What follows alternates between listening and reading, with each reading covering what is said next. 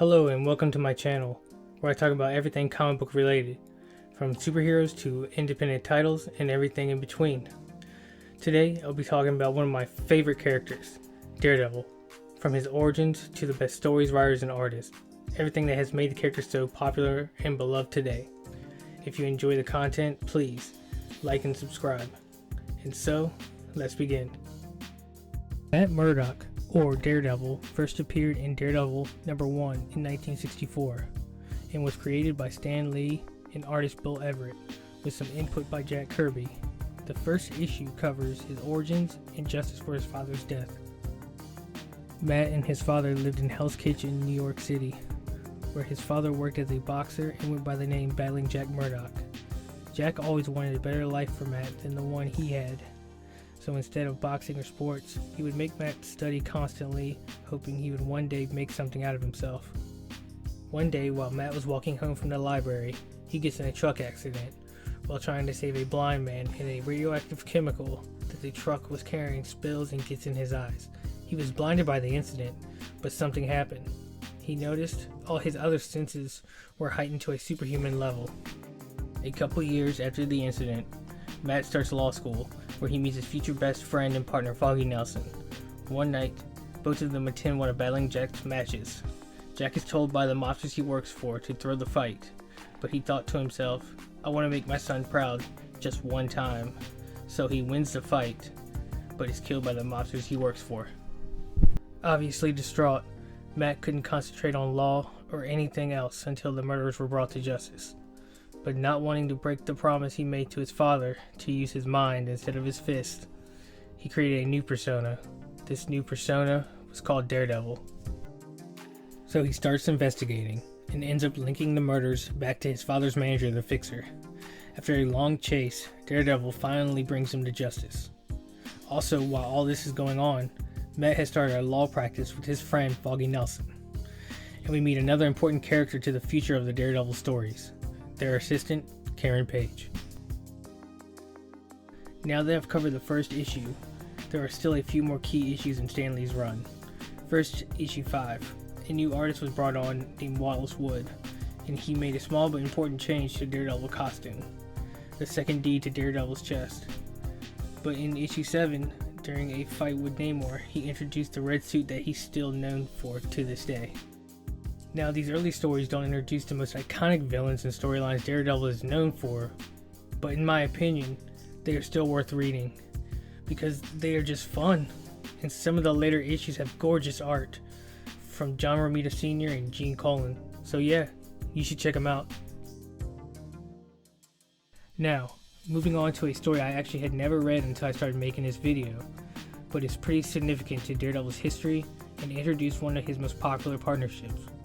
This story was created by writer Gary Conway and artist Gene Colan and starts at Daredevil issue 81. After a massive battle with the Owl in issue 80, the Owl escapes, leaving Daredevil to crash into New York Harbor. Presumed dead by Karen Page, he slowly sinks to the bottom. Fortunately, Black Widow arrives, swims to the bottom, and pulls him ashore. She runs and hides, deciding not to tell the man without fear for the time being. When he finally wakes, he heads toward Foggy Nelson's place to recuperate. Later on, the Owl tries to rob the Treasury building, but Black Widow was only a couple blocks away meeting with her financial consultant.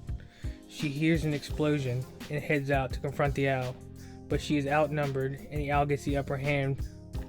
But Daredevil finally shows up and intervenes. The two of them defeat the Owl and his henchmen. But Matt wasn't completely healed from the previous battle and passes out from exhaustion.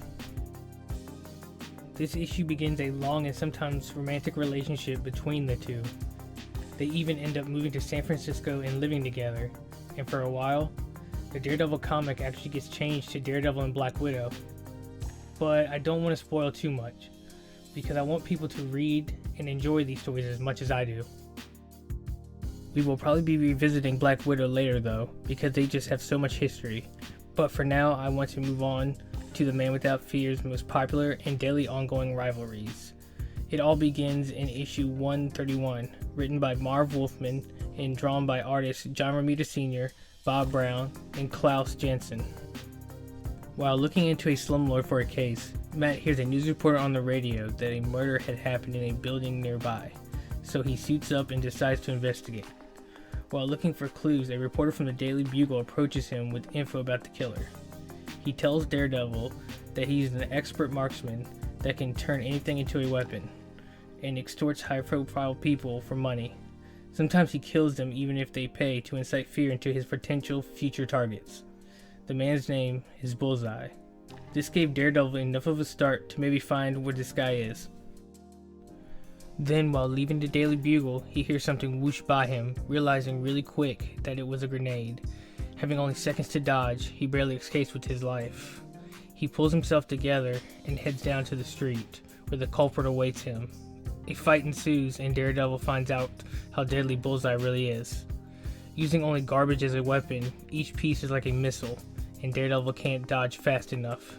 Bullseye buries him, and then tells the man without fear, "I have no wish to finish you off here, my friend. It would hardly serve my purpose."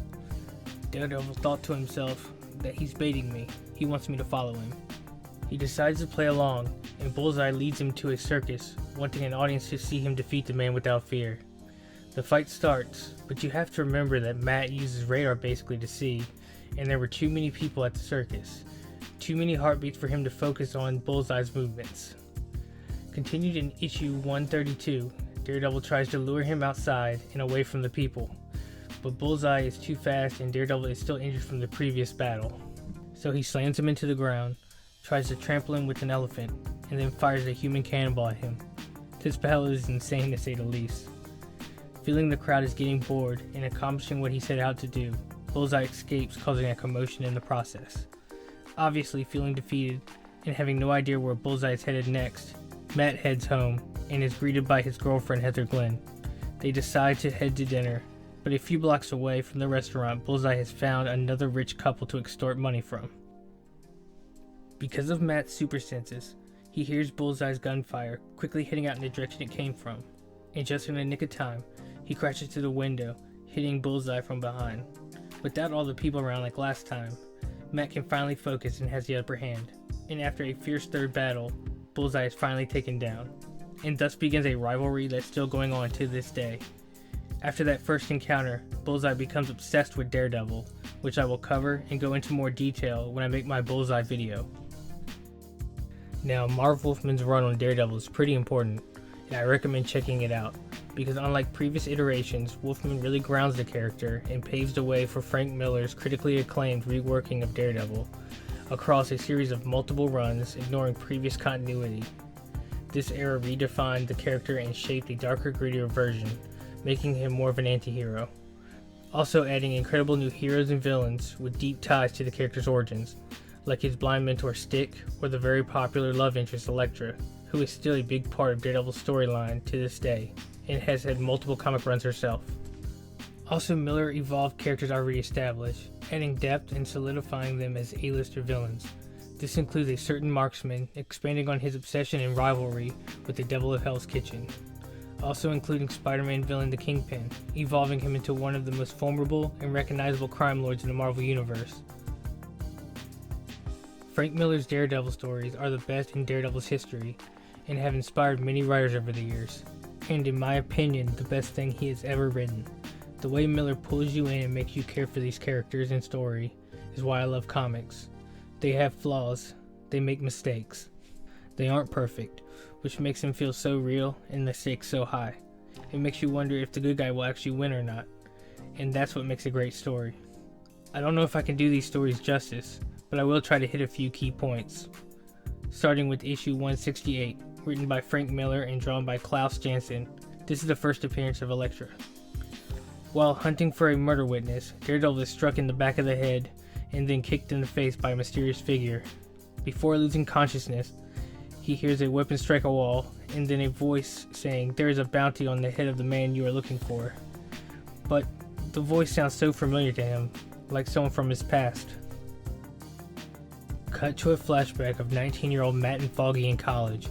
While on their way to return overdue books to the library, Foggy trips on the steps leading up to the entrance. At that same moment, the dean is escorting a new student and her father down those same steps, followed by a bodyguard. The new student bends down to help pick up their books, but Matt couldn't see her, but he could smell her French perfume. As she starts to leave, he hears her father call her Elektra. A few days later, Matt gets a friend to lure her bodyguard away, so he can hand her a rose and ask her out on a date. She rejects him, but Matt ends up wooing her with a flip and a story of how he lost his sight. They meet that evening, and then the next, and soon enough, they fall for each other. A year later, a hostage situation is in progress at the administration building where Matt is supposed to meet Elektra. Matt ties a scarf around his face so he won't be recognized, climbs the building, and sneaks in. There are 6 armed men in the building, and Matt takes them out one by one. He saves Elektra and her father, but the police down below thought they were killing hostages, so they fire through the window, killing Elektra's father. After the funeral, she decides to move back to Europe, leaving a heartbroken Matt Murdock. Cut back to the present, and Matt comes to, realizing that his former lover has become a bounty hunter and assassin, everything that he hates. So he makes a decision, he has to bring her to justice. A little later on, Daredevil is able to track down a bodyguard the murder witness had hired. Dangling him from a building, he tries to extract the location of the witness from him, hoping it will also lead to Elektra. The bodyguard breaks and tells Daredevil he is leaving the city at 4 a.m. on a plane by the docks, but Elektra gets there first, and a fight ensues. After beating most of the bodyguards, their leader, whose name is Slaughter, asks her to join them. She refuses, telling him she serves no cause, no law, and no man. At that moment, one of Slaughter's henchmen shoots her in the back with a tranquilizer dart. Slaughter tells his men to tie her up, find something to weigh her down, and throw her in the river, but all of a sudden the plane starts up and rams into the dock. From the flames, Daredevil leaps, taking out all of the bodyguards. He turns around and the witness has a gun to Elektra's head, and in a blink of an eye, Daredevil throws his baton, striking him. At that same moment, Elektra kicks him, knocking him out. Daredevil unties Elektra and bends over for a kiss, then walks away carrying the witness, leaving her crying and alone. This leads into another important story in Miller's run, the gang war storyline starting on issue 170. Daredevil gets word something big is going down with the criminal underworld, so he hunts down Turk, his favorite criminal informant. Turk tries to run, but to no avail. The man without fear catches him with ease, and Turk tells him that the top 5 mob bosses in the city put a hit out on the guy they used to work for, the person that used to run New York, the Kingpin. But Kingpin has retired and moved to Japan. He bought a fortress with armed guards, but the mob has come up with a plan to lure him back to New York, but Turk doesn't know how or why. Cut to Japan, and Kingpin has invited the United States Attorney General to his mansion to negotiate for certain incriminating files that he has compiled against his top lieutenants, so they wouldn't betray him back when he was the top mob boss. In exchange for these files, Fisk will be awarded $7 million and his name cleared.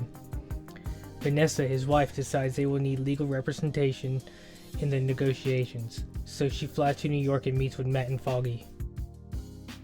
While meeting with the 2 lawyers, she's targeted by an assassin. He fires, but because of Matt's super hearing, he could hear the bullet slide into the chamber and got to her just in time. He takes off and finds the assassin on the next building over. They fight and the assassin falls off the building.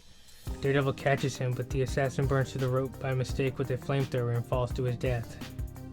Matt returns to the law office and is greeted by 2 detectives. They tell him Vanessa has been kidnapped. A while later, we find out the mob bosses have hired Bullseye to kill the Kingpin when he inevitably shows up to save his wife. But Daredevil followed Bullseye, figuring they would want to hire the best assassin in the city.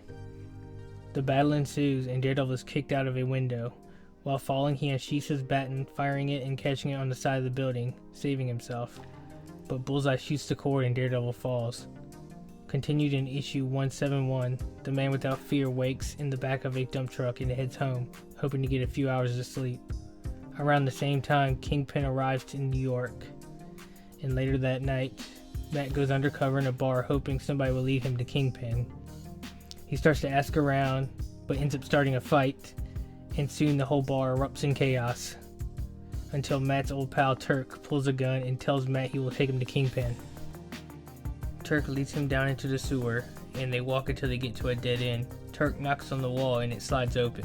The Kingpin is standing there and he asks Matt what he wants. Matt tells him his name is Shades and he wants to be a recruit. Kingpin says no and tells the bodyguard to shoot him, but Matt picks up a pen sitting on the table, and with lightning speed he turns around and throws it, landing in the gun barrel. Kingpin is impressed and decides to hire Matt. A moment later, one of Fisk's henchmen stumble in. He tells Fisk that Bullseye caught up to him and says if Kingpin wants his wife back, he has to meet with the bosses, unarmed, alone, at a construction site tomorrow night. Then he kneels over and dies from some sort of poison. The next day, Matt is snooping around the underground hideout and stumbles upon a vault. He starts to think to himself the files must be in there, but this door looks like it weighs a ton. Probably so the Kingpin is the only one that can open it, but I have to try anyway. So he pulls, but to no avail. Matt doesn't give up though. He keeps pulling until his muscles ache and his breath hisses. Finally, by some miracle, despite all the pain, the door starts to move. Finally open, he starts to search. Unfortunately, the Kingpin never trusted him and is waiting for him. The Kingpin lunges forward, but Matt was ready for him and kicks him in the face. Matt is faster, but it's like hitting a brick wall. The Kingpin is nothing but muscle. Finally, with a punch to the face, Daredevil falls to the floor, knocked out cold. Several hours later, Kingpin arrives at the construction site, files in hand. He walks over to the mobsters and asks about his wife. One points to the left and Kingpin looks. He sees Vanessa tied to a pole a few feet away. He hands over the briefcase and one of the mobsters starts to open it, but Fisk rigged it with a high-pitched sonic device and it starts going off. Everybody falls to the ground holding their ears except for Kingpin, who was wearing earplugs. But little does he know they had a man perched above with a mortar. He crawls over to it and hits the button. Kingpin sees it, but it's too late. It hits Vanessa and brings down the site, burying her body. Kingpin vows to make the ones responsible pay and take back the criminal underworld. At that same moment, Turk throws an unconscious Daredevil down the sewer water main. Continued in issue 172, Daredevil wakes up, realizes where he is, and knows he only has 3 or 4 minutes before he is in trouble. So he quickly wiggles out of his binds and moves in a direction the current is pulling him. A couple minutes pass, and just before he blacks out, he finally gets to the end of the pipe and can breathe again. Cut to Turk at the bar gloating about getting rid of Daredevil when he feels a hand on his shoulder. The man without fear tells him he isn't mad, but he wants to know everything going on in his city. So Turk tells him everything, starting with Kingpin retiring all the way to Vanessa being killed and the Kingpin vowing revenge. Then Daredevil tells Turk, "You work for me now." Meanwhile, Fisk comes up with a plan to take out the major delivery points, severing the narcotics traffic, making all the gangs look like the other one is responsible, causing chaos and thereby shattering communication between them. As the bosses panic, Bullseye figures out pretty quick that the Kingpin is behind it, so he heads out to look for the Kingpin. After torturing multiple scumbags, he finally gets the information he needs. Cut to the Kingpin's underground hideout, and Turk tells Fisk that Daredevil is alive and coming for the files, so he gets his men to transfer them to a different vault. But it was all a setup. Daredevil attacks them and runs off with the files, but the Kingpin is smarter than he expected. It wasn't the files Daredevil had, it was just newspapers. We head back to the sewers, and Bullseye thinks he's found the Kingpin's hideout, so he gets some of the mob's henchmen to set up some kind of cannon in front of the wall. They fire, blowing a man-sized hole through it, and Bullseye walks in. Nobody is there, and the ceiling starts to collapse. He barely escapes with his life. Turns out that was the Kingpin's plan all along, and as Bullseye is telling the head of the mob, the Kingpin walks in and tells them that all their men are either dead or have sided against them. Then he asks Bullseye to join him. Knowing they have lost and the Kingpin will pay him more, he betrays the bosses. Instead of killing them, Kingpin wrote out confessions to all the crimes the organization has committed, and knowing they have lost, all the bosses sign it. After they leave, Kingpin calls in his right-hand man Lynch. He tells him, "You should have never killed my wife. The bosses had nothing to gain from it, so I know it was you." Lynch pulls his gun, but the Kingpin is too fast. He grabs his hand and breaks it, then tells him, "Your torment has only begun." Later, Kingpin holds a meeting with the organization, but the lights go out. Bullseye knows right away that it wasn't a power outage, that it was Daredevil. So he goes on the hunt. Heading downstairs, he ends up finding the main power switch, turns it on, and just as he expected, Daredevil's standing right in front of him. This is what they both want, to finally end it.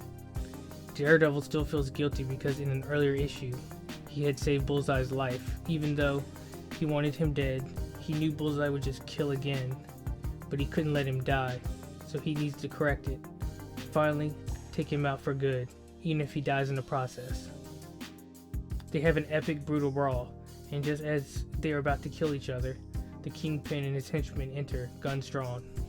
Kingpin tells him that he still has use for him, and hands him the file full of evidence against his ex-lieutenants, and says to give them to the district attorney, and soon after my ex-lieutenants will be arrested, and me and my men shall once again take their place, so you will eliminate my competition for me. Also, Bullseye had passed out from their brawl, so Kingpin tells Daredevil I'll throw him in as well. Daredevil tells him that he's won for now.